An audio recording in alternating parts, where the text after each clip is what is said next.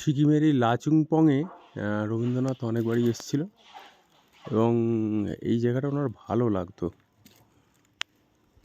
আমি এসেছি বিকেলটা প্রায় পার হয়ে গেছে, অনেকটা সন্ধ্যা নেমে এসছে, তবু ছবিতে বোঝা যাচ্ছে এই যে এইগুলো সব করা রয়েছে।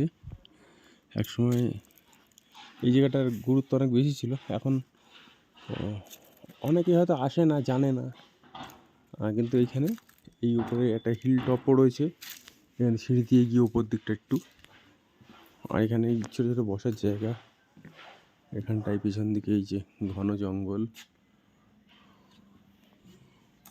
একটু নিরিবিলি।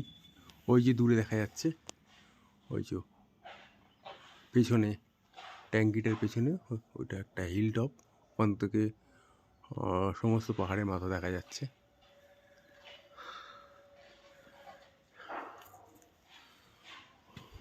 জায়গাটা খুব সুন্দর।